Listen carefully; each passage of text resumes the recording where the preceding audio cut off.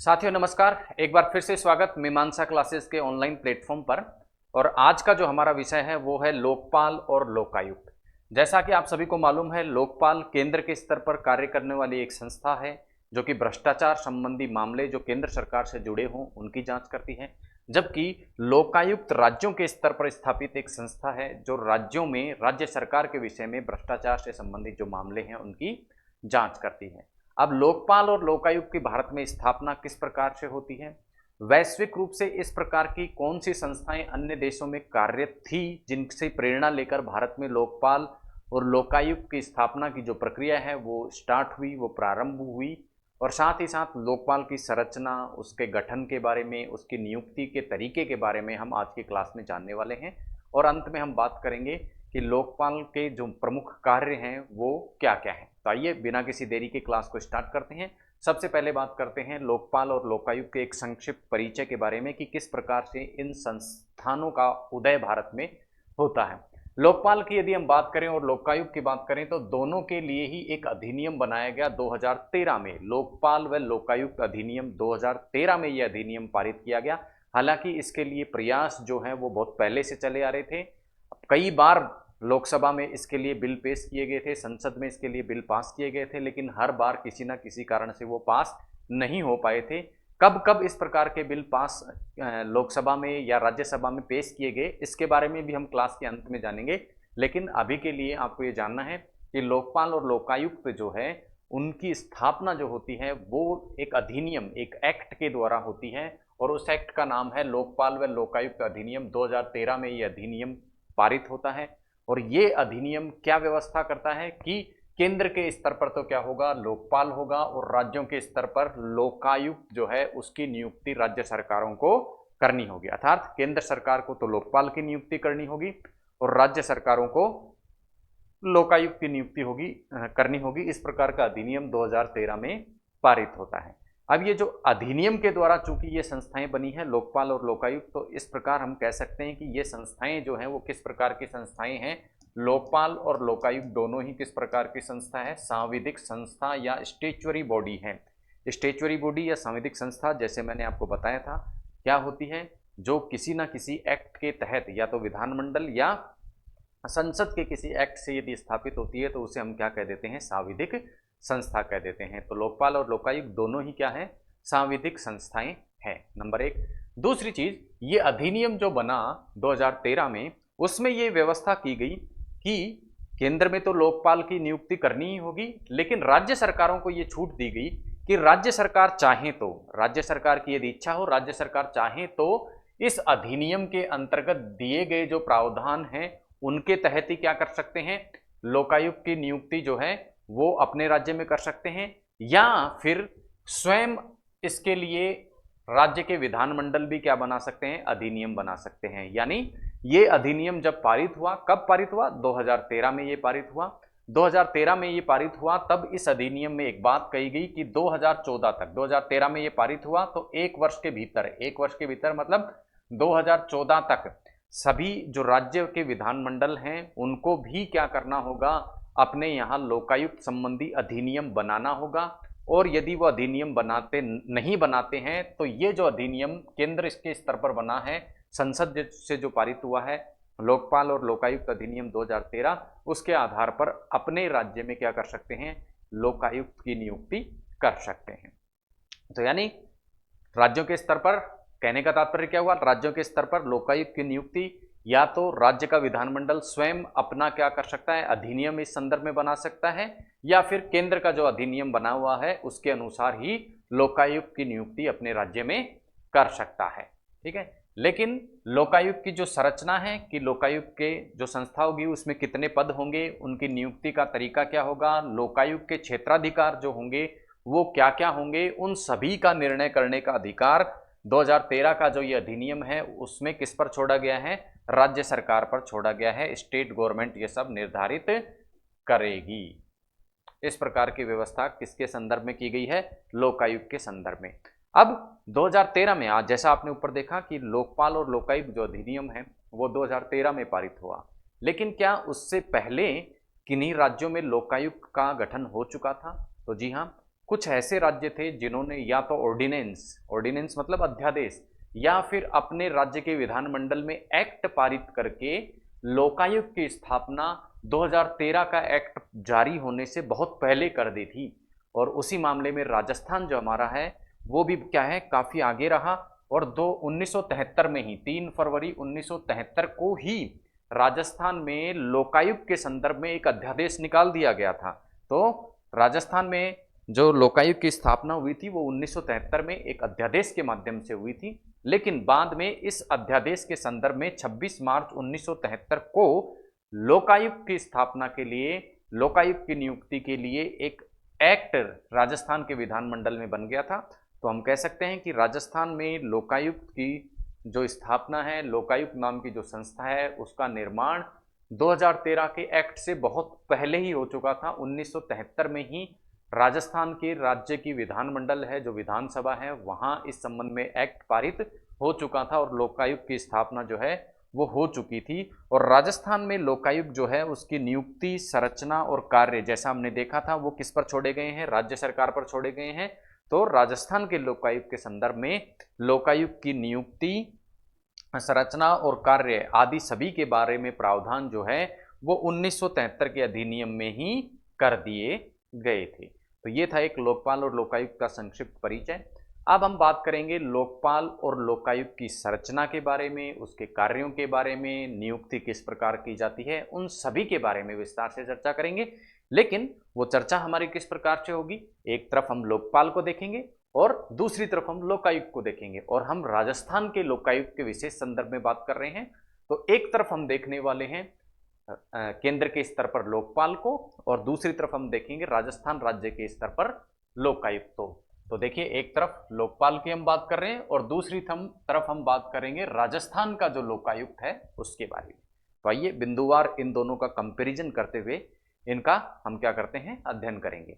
सबसे पहले हम बात करें लोकपाल की संरचना और उसकी योग्यता के बारे में। तो देखिए, पहले बात करेंगे संरचना की, उसके बाद उसकी योग्यता की, कि लोकपाल के पद पर किसी को वो लोकपाल का पद पाना है तो उसमें क्या क्या योग्यताएं होनी चाहिए।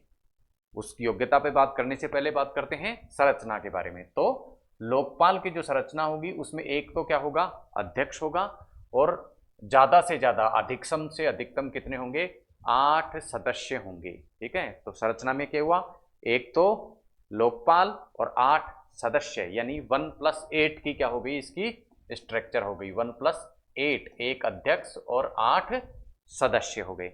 अब इस संरचना के बारे में एक विशेष बात यहाँ क्या कह रखी है, ये कह रखी है कि ये जो सदस्य होंगे इनमें से 50% जो सदस्य होंगे वो न्यायिक पृष्ठभूमि से होंगे, न्यायिक पृष्ठभूमि से होंगे। इसका मतलब वो अपने कार्यकाल में कभी ना कभी न्यायाधीश के रूप में कार्य कर चुके होंगे।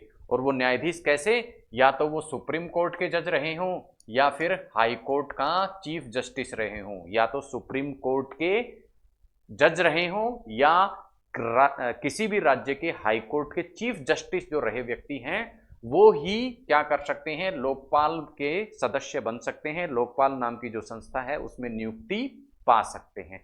तो संरचना कैसी हुई, 1+8, और इन 8 सदस्यों में से आधे सदस्य न्यायिक पृष्ठभूमि से होंगे, अर्थात कैसे होंगे, जज रहे हुए व्यक्ति होंगे, न्यायाधीश रहे हुए व्यक्ति होंगे। और वो न्यायाधीश कौन से होने चाहिए, या तो सुप्रीम कोर्ट में जज रहा हो, या किसी राज्य के हाई कोर्ट में चीफ जस्टिस के रूप में कार्य करा हुआ कोई व्यक्ति हो।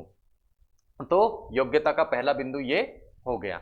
दूसरा जो योग्यता के बारे में बताया गया है लोकपाल के संदर्भ में, वो बताया गया है कि जो गैर न्यायिक, यानी बाकी के जो आधे सदस्य तो कैसे हो गए, न्यायिक सदस्य, बाकी के सदस्य कैसे होंगे, गैर न्यायिक सदस्य होंगे। और इन गैर न्यायिक सदस्यों की जो योग्यता है उसके संदर्भ में क्या कहा गया है कि इन सदस्यों को भ्रष्टाचार निरोध, या फिर सार्वजनिक प्रशासन, या फिर वित्त, या फिर बीमा, या फिर बैंकिंग, या फिर कानून, या फिर प्रबंधन आदि में से किसी एक में क्या होना चाहिए, या सब में सम्मिलित रूप से क्या होना चाहिए, 25 वर्षों का अनुभव होना चाहिए। यानी इन क्षेत्रों में से किसी एक क्षेत्र में इनको 25 साल का अनुभव होना चाहिए। किन व्यक्तियों को, जो गैर न्यायिक सदस्य हैं उन व्यक्तियों को। जबकि न्यायिक सदस्यों के अंतर्गत कितने साल का अनुभव होना चाहिए ये नहीं बताया गया है, केवल इतना बताया गया है कि न्यायिक पृष्ठभूमि वाले जो सदस्य होंगे वो या तो सुप्रीम कोर्ट में जज के रूप में कार्य कर चुके होंगे या किसी हाई कोर्ट के सीजे या चीफ जस्टिस रह चुके हों, ऐसे ही क्या होंगे, नियुक्ति पा सकते हैं लोकपाल में। और तीसरी शर्त क्या की गई है कि ये जो सदस्य नियुक्त किए जाएंगे उन सदस्यों में से आधे सदस्य कम से कम क्या होंगे, महिला होंगी। आधी सदस्य क्या होंगी, महिला होंगी। और किस कैटेगरी की महिला, या तो एससी या एसटी या ओबीसी। तो कहने का तात्पर्य है जो नियुक्तियां की जाएंगी वो इस प्रकार से की जाएंगी कि आधे सदस्य क्या होंगे, न्यायिक, आधे गैर न्यायिक सदस्य होंगे। गैर न्यायिक सदस्यों को 25 साल का अनुभव होना चाहिए। न्यायिक सदस्य किसी हाई कोर्ट के चीफ जस्टिस रहे हुए हों या फिर सुप्रीम कोर्ट के जज रहे हुए हों। और सारे सदस्य जो नियुक्त किए जाएंगे उनमें से कम आधे सदस्य क्या हों, महिलाएं हों। कौन सी कैटेगरी की महिलाएं, एससी एसटी या ओबीसी की महिलाएं हों। ये तो बात करी हमने किसके बारे में, लोकपाल की संरचना और उनकी योग्यताओं के बारे में। अब बात करते हैं राजस्थान के लोकायुक्त के संदर्भ में कि यहाँ किस प्रकार की योग्यताएं और क्या संरचना निर्धारित की गई है। तो राजस्थान में क्या होगा, एक तो लोकायुक्त होगा और एक क्या होगा, उप लोकायुक्त होगा। संरचना में तो क्या हो गया, एक लोकायुक्त होगा और एक उप लोकायुक्त होगा। अब योग्यता के संदर्भ में क्या कहा गया है, योग्यता के संदर्भ में यह कहा गया है कि जिस भी व्यक्ति को लोकायुक्त या उप लोकायुक्त के पद पर नियुक्त किया जाना है वो व्यक्ति ना तो एमपी होगा, ना एमएलए होना चाहिए, ना ही किसी ट्रस्ट में किसी पद पर होना चाहिए, ना ही किसी राजनीतिक दल का क्या होना चाहिए, सदस्य होना चाहिए, ना ही उसको किसी प्रकार का व्यवसाय करना चाहिए, वो व्यवसायी नहीं होना चाहिए, और ना ही किसी लाभ के पद पर वो कार्यरत होना चाहिए। यानी ये सब चीजें नहीं होनी चाहिए, तब ही वो लोकायुक्त या उप लोकायुक्त के पद पर आ सकता है, उसकी नियुक्ति की जा सकती है। ये बात हुई लोकपाल और लोकायुक्त राजस्थान के किसके बारे में, पहला बिंदु संरचना और योग्यता के बारे में हमने देखा। अन्य बिंदुओं पर चर्चा करें। दूसरी हम बात करेंगे नियुक्ति की, कि किस प्रकार से लोकपाल और लोकायुक्त की जो नियुक्ति है वो की जाती है। पहली चीज तो नियुक्ति किसके द्वारा की जाती है, तो नियुक्ति किसके द्वारा की जाती है, राष्ट्रपति के द्वारा। किसकी, लोकपाल की नियुक्ति तो किसके द्वारा की जाती है, राष्ट्रपति के द्वारा। जबकि लोकायुक्त की जो नियुक्ति की जाती है वो किसके द्वारा की जाती है, राज्यपाल के द्वारा की जाती है। अब ये जो नियुक्ति राष्ट्रपति और राज्यपाल द्वारा की जाएगी वो एक चयन समिति की अनुशंसा पर की जाएगी। किसकी अनुशंसा पर की जाएगी, चयन समिति। चयन जो समिति होती है उसकी सिफारिश पर, उसकी अनुशंसा पर ये नियुक्तियां की जाती हैं। अब लोकपाल की नियुक्ति के लिए जो चयन समिति होती है उसकी यदि संरचना को हम देखें, चयन समिति की संरचना को हम देखें, तो वो चयन समिति कितने सदस्यों से मिलकर बनी होती है, 5 सदस्यों से मिलकर बनी होती है। आइए देखते हैं कौन कौन से ये 5 सदस्य होते हैं। सबसे पहले तो क्या होगा, प्रधानमंत्री इस समिति का अध्यक्ष होगा। देखिए कितनी महत्वपूर्ण ये समिति है जिसका अध्यक्ष स्वयं प्रधानमंत्री है। तो हम कह सकते हैं कि लोकपाल का जो पद है वो कितना शक्तिशाली अपने आप में होने वाला है, क्योंकि इसका जो चयन करने वाली समिति है उसका अध्यक्ष कौन है, प्रधानमंत्री है। प्रधानमंत्री अध्यक्ष होंगे। उसके बाद मेंबर इसमें कौन कौन होंगे, एक तो CJI, chief justice of India, Bharat के जो मुख्य न्यायाधीश हैं वो, या मुख्य न्यायाधीश द्वारा नामित कोई भी सुप्रीम कोर्ट का जो जज है वो। तीसरी जो चयन समिति में शामिल व्यक्ति होगा वो होगा लोकसभा का अध्यक्ष। और चौथा, लोकसभा में जो विपक्ष का नेता है वो। और इसके अलावा एक अन्य व्यक्ति और चयन समिति में होगा, और वो व्यक्ति, ये जो 4 मेंबर हैं, ऊपर के जो 4 मेंबर हैं, कौन कौन, प्रधानमंत्री, लोकसभा का अध्यक्ष और लोकसभा में विपक्ष का जो नेता है, और साथ ही साथ चीफ जस्टिस ऑफ इंडिया है, ये चारों मिलकर एक व्यक्ति को क्या करेंगे, नामित करेंगे। वो भी इस कमेटी का क्या होगा, सदस्य होगा। तो ये तो हुई किसकी, चयन समिति की बात, कि चयन समिति जो है वो किससे मिलकर बनी होगी, किसकी, लोकपाल का चयन करने के लिए चयन समिति। तो देखिए लोकपाल के पद की महत्ता आपको इसी से ज्ञात होती है कि इसकी चयन समिति के सदस्य कौन कौन है, प्रधानमंत्री, chief justice of India, Lok Sabha का अध्यक्ष, लोकसभा में विपक्ष का नेता, जितने भी शक्तिशाली पद हैं वो सभी इसकी चयन समिति में हैं। तो इसका तात्पर्य है कि लोकपाल अपने आप में एक बहुत शक्तिशाली संस्था होने वाली होगी।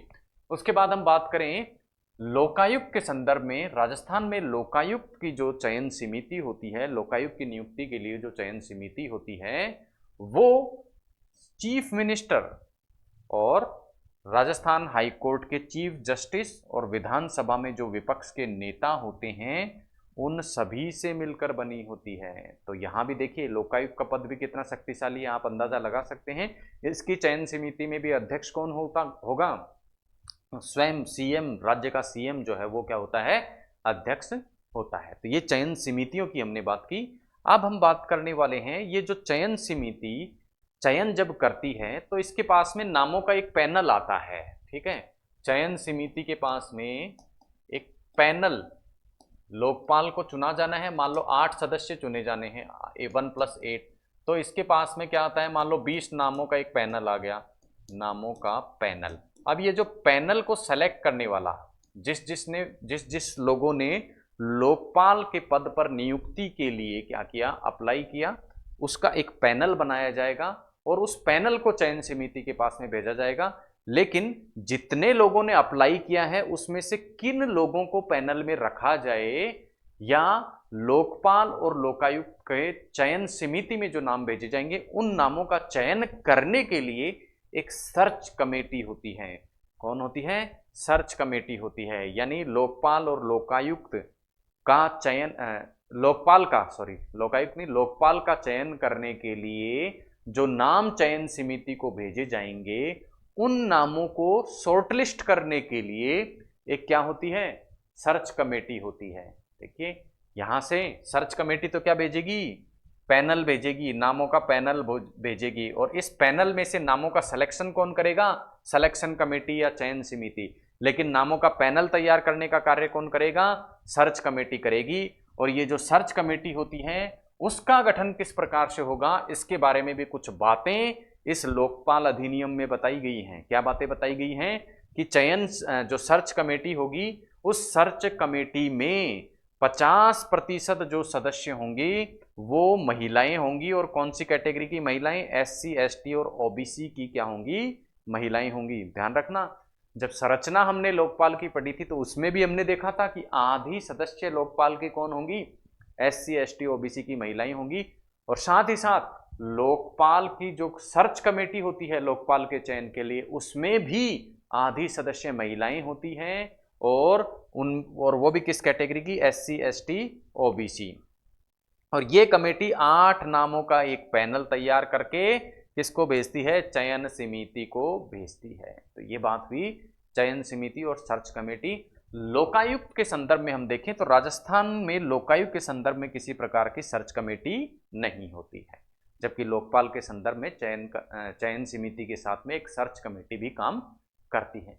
ये बात करी हमने नियुक्ति और नियुक्ति के तरीके की। अब चलते हैं आगे, पदावधि की यदि हम बात करें तो लोकपाल और लोकायुक्त अधिनियम जो बनाया गया है उसमें अभी जो पदावधि जो है वो अभी दर्शाई नहीं गई है उसमें। तो पदावधि के बारे में लोकपाल और लोकायुक्त अधिनियम जो 2013 में पारित हुआ है उसमें उसकी पदावधि के बारे में अब तक कुछ बताया नहीं गई है, क्योंकि उसके नियम जो बनने हैं लोकपाल और लोकायुक्त, देखिए एक एक्ट बन जाता है, एक्ट के पश्चात उसके कुछ नियम भी बनते हैं। तो जब नियम बनेंगे तब उसमें क्या बताया जाएगा, अवधि के बारे में बताया जाएगा। हालांकि त्यागपत्र के बारे में भी कुछ नहीं बताया गया है, लेकिन निश्चित रूप से त्यागपत्र व्यक्ति उसी को देता है जो क्या करता है, अपॉइंटमेंट करता है। तो अपॉइंटमेंट किसके द्वारा किया गया था, राष्ट्रपति द्वारा। तो ये त्यागपत्र भी किसको देंगे, लोकपाल त्यागपत्र किसको देगा, राष्ट्रपति को देगा।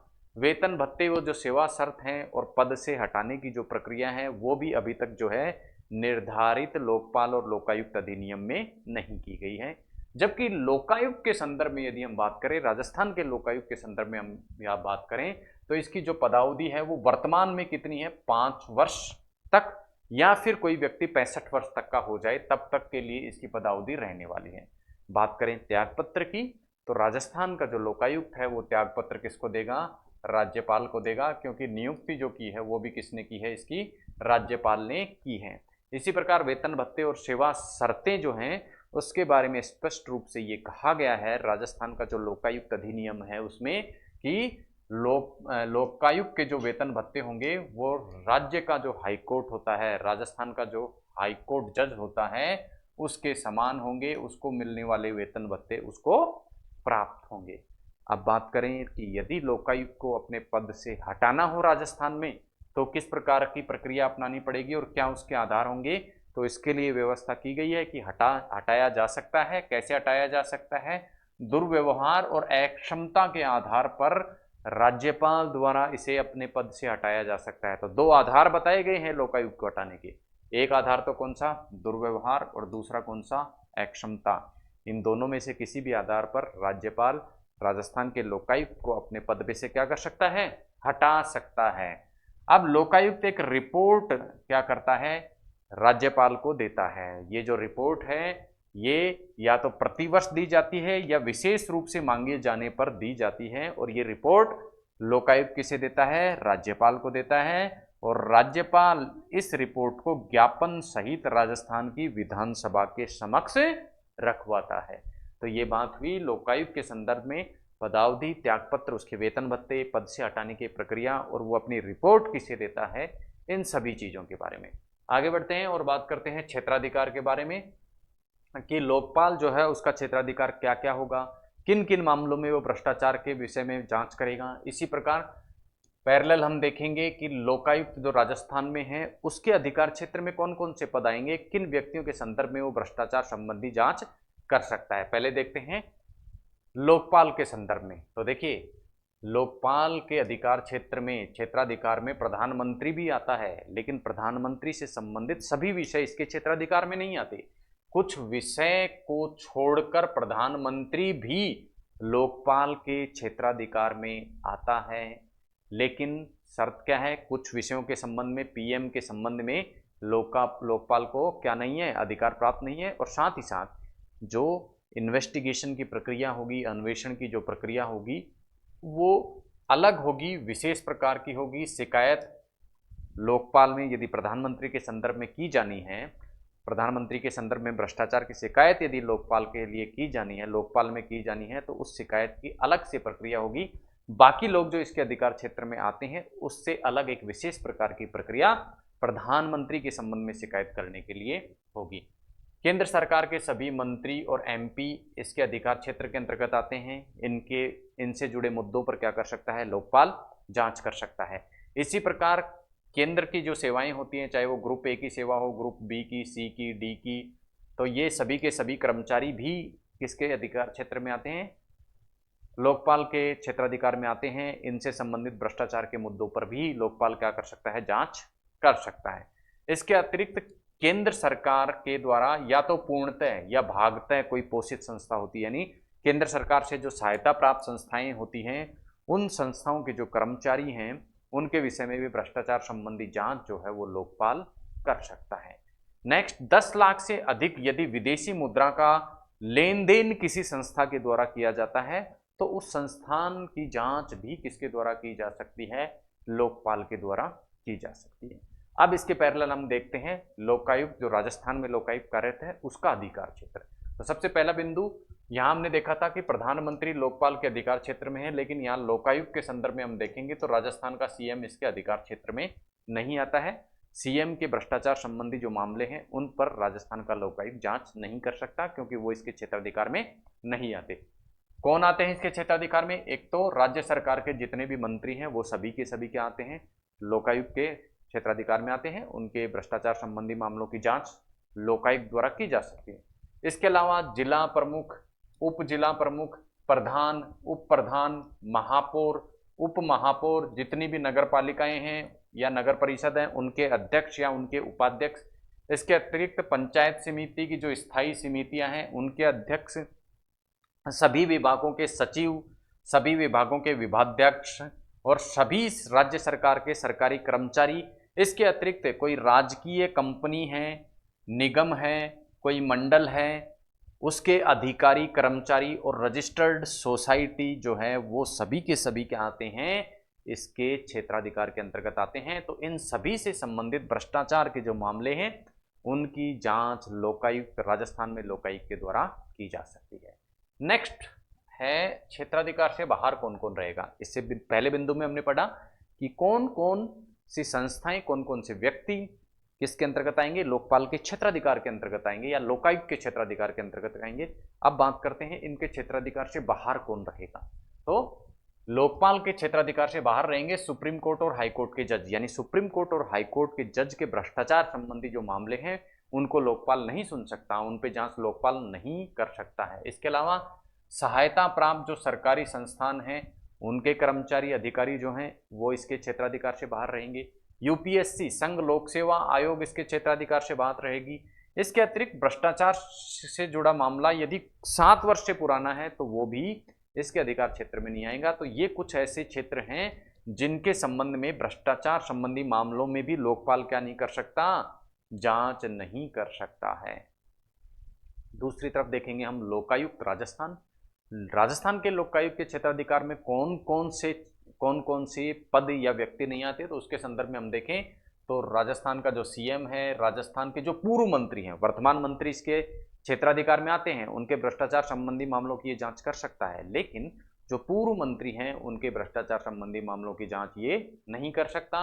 इसी प्रकार एमएलए, देखिए आप, जितने भी मंत्री थे वो तो इसके अधिकार क्षेत्र में आ रहे थे, वर्तमान मंत्री, लेकिन जो एमएलए हैं, जो विधायक हैं, वो किसके क्षेत्राधिकार से बाहर हैं, लोकायुक्त राजस्थान के क्षेत्राधिकार से बाहर हैं। इसके अलावा ऐसे अधिकारी, राज्य सरकार के ऐसे अधिकारी जो सेवानिवृत्त हो चुके हैं, रिटायर्ड हो चुके हैं, वो भी इसके अधिकार क्षेत्र से बाहर रहते हैं, उनसे संबंधित भ्रष्टाचार मामलों की जांच भी ये नहीं कर सकता। इसके अलावा न्यायिक सेवा के कर्मचारी अर्थात जो जज हैं, न्यायाधीश हैं वे, उसके अलावा निर्वाचन विभाग राजस्थान का, Rajasthan public service commission, Rajasthan की विधानसभा, इसके अलावा विशेष रूप से देखना यहाँ क्वेश्चन पूछा जाता है इस प्रकार का, जो सरपंच है ग्राम सभाओं के, वो इसके अधिकार क्षेत्र में नहीं आते, जबकि प्रधान, उप प्रधान, जिला प्रमुख, उप जिला प्रमुख इसके क्षेत्राधिकार के अंतर्गत आते हैं। तो सरपंच को विशेष रूप से ध्यान रखना है। एजी ऑफिस भी इसके क्षेत्राधिकार के अंतर्गत नहीं आता। और ऐसे भ्रष्टाचार से संबंधी मामले जो चाहे किसी से भी संबंधित हो लेकिन 5 वर्ष से पुराने मामले हो, उन पर भी जांच राजस्थान का लोकायुक्त नहीं करता है। तो ये थी कुछ ऐसे क्षेत्र जहां पर लोकपाल या लोकायुक्त को अधिकार प्राप्त नहीं है। तो ध्यान से इन क्षेत्रों को देखना है। इसके बारे में परीक्षा में चाहे वो ऑब्जेक्टिव टाइप की परीक्षा हो, बहुविकल्पीय परीक्षा हो, या फिर डिस्क्रिप्टिव टाइप की परीक्षा, दोनों में ही इससे संबंधित प्रश्न पूछे जाते हैं कि कौन क्षेत्राधिकार में है, कौन क्षेत्राधिकार में नहीं है। तो सरपंच को विशेष तौर पे ध्यान रखना है। क्यों ध्यान रखना है? क्योंकि सरपंच जो है वो लोकायुक्त राजस्थान के अधिकार क्षेत्र में नहीं है, जबकि प्रधान, उप प्रधान, पंचायत समिति और जिला परिषद के जो अध्यक्ष और उपाध्यक्ष हैं वो तो इसके अधिकार क्षेत्र में हैं, लेकिन ग्राम पंचायत का अध्यक्ष यानी कि सरपंच वो इसके अधिकार क्षेत्र में नहीं आता। सरपंच के भ्रष्टाचार संबंधी मामलों की जांच लोकायुक्त नहीं कर सकता। इसी प्रकार राजस्थान के सीएम से संबंधित भ्रष्टाचार के मामलों में भी लोकायुक्त जांच नहीं कर पाएगा। अब ऐसे मामले जो क्या होते हैं, इनके क्षेत्राधिकारों में आते हैं, तो जिस मामले में इनका क्षेत्राधिकार होता है वहां लोकपाल और लोकायुक्त को एक कोर्ट के समान शक्तियां प्राप्त होती हैं। कैसे कोर्ट के समान? सिविल कोर्ट के समान शक्तियां प्राप्त होती हैं। यानी ये दस्तावेज मंगवा सकता है, किसी व्यक्ति को गवाह के रूप में उपस्थित होने के लिए कह सकता है, लेकिन सजा यहां नहीं ये सुना पाएगा। तो इस प्रकार से लोकपाल और लोकायुक्त के क्षेत्राधिकार में क्या आएगा, क्या नहीं आएगा, उन सभी चीजों को हम देख चुके हैं। आगे चलते हैं, अब बात करते हैं लोकपाल और लोकायुक्त की कार्य प्रणाली के बारे में कि किस प्रकार से तो लोकपाल कार्य करता है और किस प्रकार से लोकायुक्त राजस्थान का कार्य करता है। पहले लोकपाल के बारे में देखते हैं। देखिए, लोकपाल में जैसा हमने बताया, लोकपाल और लोकायुक्त दोनों ही भ्रष्टाचार से संबंधी जो मामले हैं उन पर क्या है, जांच करते हैं, उनका क्या करते हैं, इन्वेस्टिगेशन करते हैं। अब ये जांच कैसे करेंगे? जब इनके पास कोई शिकायत प्राप्त होगी तब, या अपने आप से ही कर देंगे? तो लोकपाल के विषय में क्या प्रक्रिया है, देखिए, या तो लोकपाल स्वयं प्रेरणा से ही, स्वयं प्रेरणा नहीं, यानी लोकपाल को ही लगता है कि कहीं ना कहीं भ्रष्टाचार किसी व्यक्ति ने किया है किसी पद पर रहते हुए, तो वो क्या कर सकता है, स्वयं प्रेरणा से ही जांच को स्टार्ट कर सकता है। या फिर कोई व्यक्ति से क्या करता है, शिकायत देता है किसको, लोकपाल को, कि अमुक व्यक्ति ने अमुक संस्था में क्या हुआ है, भ्रष्टाचार हुआ है, इसकी जांच कीजिए, तो भी क्या कर सकता है, लोकपाल जांच कर सकता है। लेकिन यदि शिकायत गुमनाम होगी, यानी कोई व्यक्ति अपने नाम पर शिकायत देगा लोकपाल को, तो जैसे रामलाल नाम का कोई व्यक्ति है, रामलाल नाम के व्यक्ति ने अपनी शिकायत दर्ज कराई, कहां पर, लोकपाल में, तो जांच करेगी, ठीक है। लेकिन मान लो किसी ने किसी पद के पर बैठे व्यक्ति के ऊपर भ्रष्टाचार का आरोप लगाया, आरोप के लिए आरोप लगा के क्या लिखा, लोकपाल को क्या लिखा, एक प्रार्थना पत्र लिखा, सेवा में लोकपाल, लोकपाल के नाम चिट्ठी लिखी और भ्रष्टाचार की जांच करने के लिए कहा। और लास्ट में जब प्रेषित है, प्रेषित वाला जो कॉलम है, प्रेषिती वाला जो कॉलम है, उसमें क्या लिख दिया, XYZ, यानी गुमनाम। तो जब गुमनाम शिकायत प्राप्त होगी तो उस पर किसी प्रकार की कार्यवाही लोकपाल नहीं कर सकता। क्या? गुमनाम शिकायतों को नहीं सुनता है लोकपाल, केवल व्यक्ति के नाम से प्राप्त शिकायतों को ही सुन पाएगा। यदि लोकपाल को कोई व्यक्ति झूठी शिकायत कर देता है, वो शिकायत झूठी पाई जाती है, तो लोकपाल क्या कर सकता है, उस व्यक्ति पर जुर्माना भी आरोपित कर सकता है। अब बात करें प्रक्रिया की। प्रक्रिया क्या होगी? सबसे पहले लोकपाल जब भ्रष्टाचार संबंधी मामलों की जांच करेगा। अच्छा, लोकपाल की प्रक्रिया देखने से पहले हम देख लेते हैं जो राजस्थान में लोकायुक्त है उसमें शिकायत किस प्रकार से की जाती है, उसकी कार्यप्रणाली क्या है। तो देखिए, राजस्थान के लोकायुक्त में कोई व्यक्ति व्यक्ति से भी या फिर मेल करके भी या डाक से भी क्या कर सकता है, शिकायत भेज सकता है राजस्थान के लोकायुक्त को। जबकि लोकपाल में हमने देखा था या तो लोकपाल स्वयं प्रेरणा से कार्य करेगा और लोकायुक्त यहां स्वयं प्रेरणा से कार्य नहीं करता। ये छोटे छोटे डिफरेंस आपको ध्यान रखने हैं क्योंकि यहीं से परीक्षा में प्रश्न पूछे जाते हैं।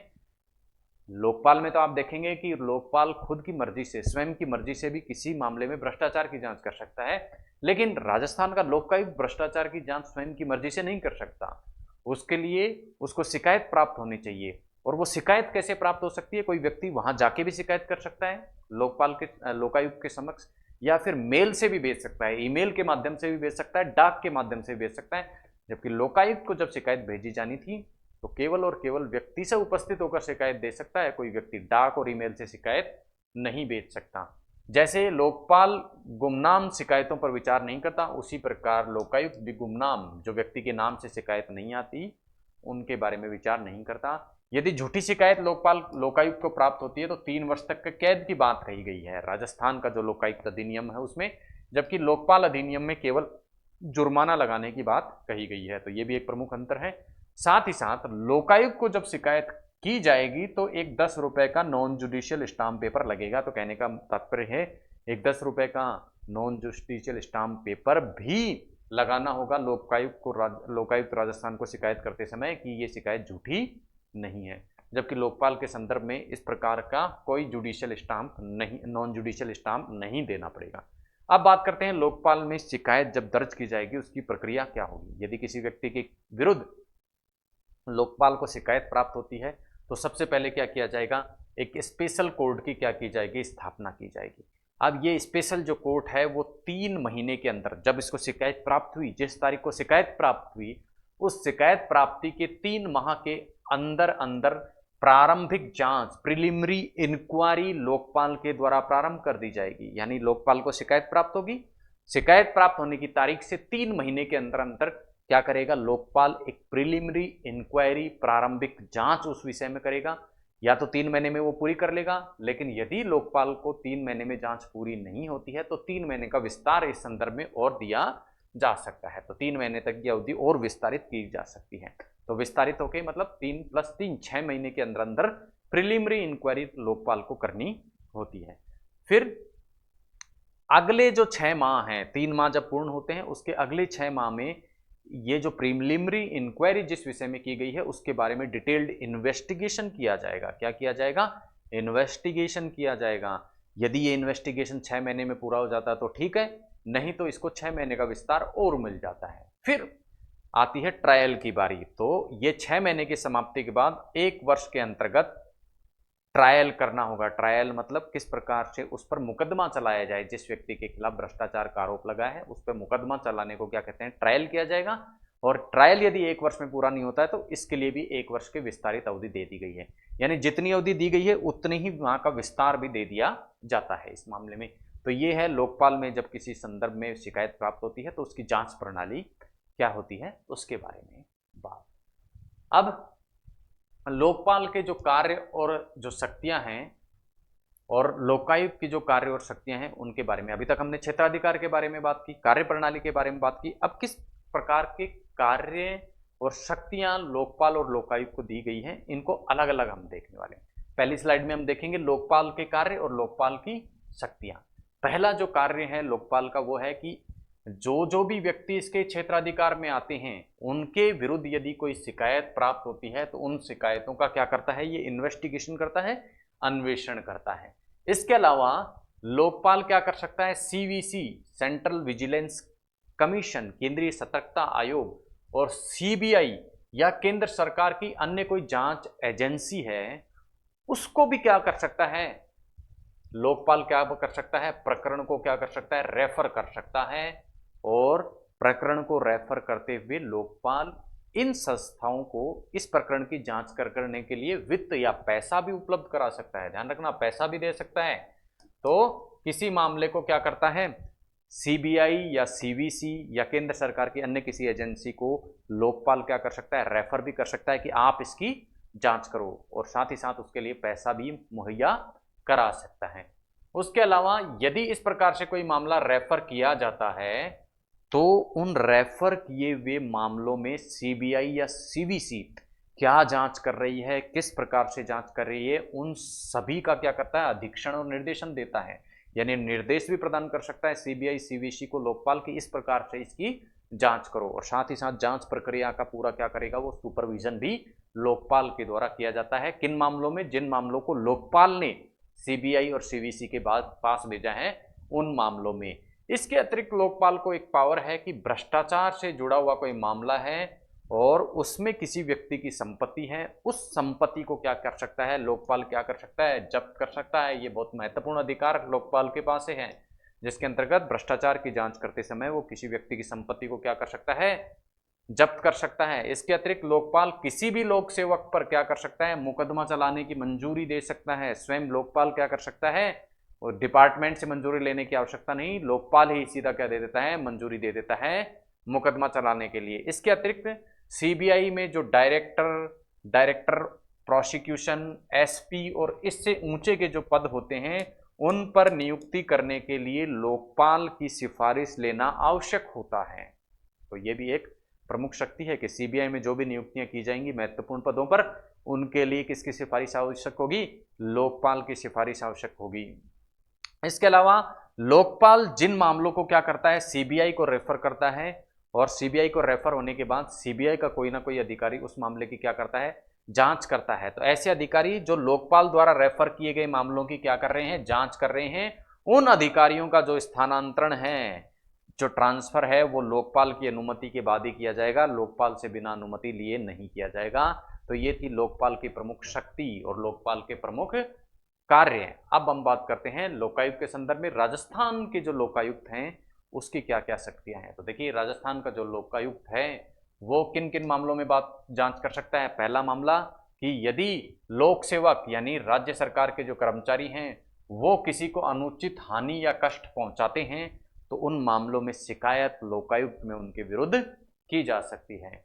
इसके अलावा यदि कोई लोक सेवक यानी सरकारी कर्मचारी अपने पद की स्थिति के कारण, यानी अपने पद या स्थिति, अपने पद से जो उसको शक्तियां प्राप्त हैं उनका क्या करता है, दुरुपयोग करते हुए या तो स्वयं को या किसी अन्य व्यक्ति को अवैध लाभ पहुंचाता है, तो उसके विरुद्ध शिकायत भी कहाँ जा सकती है, लोकायुक्त में की जा सकती है। उन पर जांच भी राजस्थान का लोकायुक्त करता है। इसके अलावा व्यक्तिगत हित और या फिर अनुचित उद्देश्य, हेतु मतलब उद्देश्य, या तो व्यक्तिगत हित या अनुचित उद्देश्यों से प्रेरित होकर यदि कोई लोक सेवक कार्य करता है तो उसके विरुद्ध भी शिकायत कहां दी जा सकती है, लोकायुक्त में दी जा सकती है, और लोकायुक्त उस संबंध में क्या करेगा, जांच करेगा। इसी प्रकार यदि किसी लोक सेवक को भ्रष्टाचार में लिप्त पाया जाता है या उसकी सच्चरित्रता में यानी उसके चरित्र में किसी प्रकार का पतन पाया जाता है, उसका वो दोषी होता है, तो इस मामले की जांच भी राजस्थान का लोकायुक्त कर सकता है। तो ये थी लोकायुक्त राजस्थान के संदर्भ में कार्य और शक्तियां। इससे पहले हम लोकपाल की कार्य और शक्तियों के बारे में बात कर चुके हैं। अब देखिए, हमने बताया था आपको कि 2013 में जो लोकपाल अधिनियम बना था, लोकपाल और लोकायुक्त एक्ट जो बना था, वो बना था कब, 2013 में। लेकिन 2013 के बाद 2016 में इसका एक संशोधन किया गया। इसमें वो संशोधन क्यों किया गया, क्योंकि जैसा आपको पता है जो विपक्ष का नेता है वो क्या होता है, लोकपाल की जो सर्च कमेटी, चयन समिति जो होती है, लोकसभा में विपक्ष का जो नेता होता है वो लोकपाल चयन समिति का क्या होता है, सदस्य होता है, चयन समिति का सदस्य होता है। चूंकि जब चुनाव हुए 2014 में तो उस समय जो विपक्ष में सीट मिली वो काफी कम थी, तो कोई भी व्यक्ति जो है वो विपक्ष का नेता बनने की स्थिति में नहीं था। तो लोकपाल संशोधन विधेयक 2016 द्वारा ये व्यवस्था की गई, यदि लोकसभा में विपक्ष का नेता नहीं है, लोकसभा में विपक्ष का नेता नहीं है, तो विपक्षी जो सबसे बड़ी जो विपक्षी पार्टी है सबसे बड़ी जो विपक्षी पार्टी है उसका जो नेता होगा वो चयन समिति का क्या होगा, सदस्य होगा। यानी लोकसभा में यदि विपक्ष का नेता कोई नियुक्त ना हो तो ऐसा विपक्षी दल जिसको उस राजनीतिक दल के बाद सबसे ज्यादा सीट प्राप्त हुई है, जिसकी सरकार है, यानी सबसे पहले नंबर का विपक्षी दल का जो नेता होता है वही चयन समिति का क्या हो जाता है, लोकपाल की चयन समिति का सदस्य हो जाएगा। ऐसा संशोधन 2016 के संशोधन के माध्यम से लोकपाल के बिल में, लोकपाल एक्ट में किया गया। अब बात करते हैं लोकपाल और लोकायुक्त की जो स्थापना होती है, वो ये जो संस्थाएं भारत में स्थापित होती हैं उसकी प्रेरणा या कहाँ से ये प्रैक्टिस जो है भारत लेके आता है अपने देश में, कहाँ से ये प्रेरणा प्राप्त होती है, तो उसके विषय में यदि हम बात करें, ऐतिहासिक पृष्ठभूमि यदि लोकपाल और लोकायुक्त संबंधी संस्थाओं की यदि हम देखें तो हम पाएंगे कि वैश्विक स्तर पर स्वीडन ऐसा पहला देश था जहां पर लोकपाल जैसी एक संस्था, जिसे क्या कहा गया, ओमबड्समैन नाम दिया गया था, इस प्रकार की एक संस्था जो है स्वीडन में सबसे पहले विश्व में स्थापित की गई थी, जो क्या है, भ्रष्टाचार संबंधी मामलों की जांच करती थी। इसी प्रकार उसके बाद ब्रिटेन और फ्रांस में भी एडमिनिस्ट्रेटिव कोर्ट नाम से अलग से एक संस्था स्थापित की गई जो भ्रष्टाचार संबंधी मामलों की जांच करती थी। तो इसी संस्थाओं से प्रेरणा लेते हुए, इसी ऐतिहासिक पृष्ठभूमि, वैश्विक पृष्ठभूमि से प्रेरणा लेते हुए भारत का जो पहला प्रशासनिक आयोग था, फर्स्ट एडमिनिस्ट्रेटिव कमीशन जो था भारत का, उसने क्या दी, सिफारिश दी। क्या सिफारिश दी कि भारत में भी क्या होना चाहिए, लोकपाल जैसी एक संस्था की स्थापना होनी चाहिए, और वो लोकपाल जैसी संस्था स्वीडन में जो ओम्बड्समैन था उसकी तर्ज पर स्थापित होनी चाहिए। और ये जो संस्था स्थापित हो, इसको भ्रष्टाचार संबंधी मामलों का चूंकि क्या करना है, इन्वेस्टिगेशन करना है, तो ये जो संस्था स्थापित होनी चाहिए वो स्वतंत्र और निष्पक्ष रूप से कार्य करे, ऐसा सुनिश्चित किया जाना चाहिए। और न्यायपालिका जो जुडिशियरी है वो इस लोकपाल की संस्था से क्या होनी चाहिए, बाहर होनी चाहिए, इसके क्षेत्राधिकार से बाहर होनी चाहिए। ऐसी सिफारिशें किसने दी, प्रथम जो प्रशासनिक सुधार आयोग है उसने दी कि भारत में भी इस प्रकार की एक संस्था को स्थापित किया जाना चाहिए। प्रशासनिक सुधार आयोग की रिपोर्ट आई, इंदिरा गांधी की उस समय सरकार थी, तो इंदिरा गांधी ने इसके लिए सबसे पहले क्या बिल प्रस्तुत किया, 1968 में। बिल देखिए जाके पास कब हुआ, 2013 में, लेकिन प्रयास कब से चालू हो गए थे, 1968 इंदिरा गांधी के समय से बिल लाया गया, लेकिन ये बिल एक्ट में नहीं बदल पाया। क्यों? क्योंकि चौथी जो विधानसभा थी वो विघटित हो गई थी। क्या हो गई थी? विघटित हो गई थी, और लोकसभा के विघटन के कारण ये बिल क्या हो गया, लैप्स हो गया। इसी प्रकार एक और बिल, यानी पांचवा बिल इस संदर्भ में लाया गया, 1 से लेकर 4 तक के जो भी बिल इस संदर्भ में लाए गए, किसके संदर्भ में, लोकपाल की स्थापना के संदर्भ में जो बिल लाए गए, कहां पर, लोकसभा में जब लाए गए तो वो क्या हो गए, लैप्स हो गए। क्यों लैप्स हो गए? क्योंकि 1 से लेकर 4 तक की लोकसभा में वो पारित तो हो नहीं पाए, और इसी बीच लोकसभा ही क्या हो गई, विघटित हो गई। पांचवा बिल इस संदर्भ में लाया गया तो वो बिल सरकार ने क्या ले लिया, वापस ले लिया। क्या ले लिया सरकार ने? वापस ले लिया। वापस से 6 से लेकर 8 नंबर तक जो बिल लाए गए लोकपाल की स्थापना के संदर्भ में, वो बिल भी लोकसभा से पारित नहीं हो पाए, और लोकसभा के विघटन के कारण क्या हो जाते हैं, लैप्स हो जाते हैं। यानी किसी भी सरकार ने, किसी भी दल ने इच्छा शक्ति इस संदर्भ में नहीं दिखाई कि बिल को पास करवा लिया जाए, बिल पेंडिंग रहे लोकसभा में, और इसी बीच लोकसभा क्या हो जाती है, विघटित हो जाती है। 9वां बिल फिर से सरकार ने पेश किया, लेकिन यह भी पारित नहीं हो पाया और सरकार ने इसे वापस ले लिया। 10वां बिल इस संदर्भ में क्या किया गया, पेश किया गया, और ये बिल अब जाके क्या हो गया, पास हो गया, और 2013 में कानून बन गया इस संदर्भ में। उस कानून का नाम था लोकपाल एंड लोकायुक्त एक्ट। 2013 में ये बना था, तो 2013 नाम हो गया इसका। लेकिन ये प्रभावी कब से हुआ था? 16 जनवरी 2014 से ये लोकपाल वाला जो एक्ट है वो प्रभावी हुआ था। तो ये थे लोकपाल संबंधित कुछ प्रमुख बातें कि किस प्रकार से ऐतिहासिक रूप से लोकपाल की स्थापना भारत में होती है, क्या क्या प्रयास ऐतिहासिक रूप से इसके संबंध में किए जाते हैं। तो आप देखेंगे 1968 से प्रयास जारी थे, लेकिन स्थापना कब जाके होती है, 2013 में जाके होती है। अब राजस्थान के लोकायुक्त संबंधी कुछ विशेष बातों की हम विशेष बातें करेंगे। तो जैसा मैंने आपको बताया, प्रत्येक राज्य को लोकायुक्त की स्थापना करनी थी 2013 में जो एक्ट पारित हुआ उसके बाद।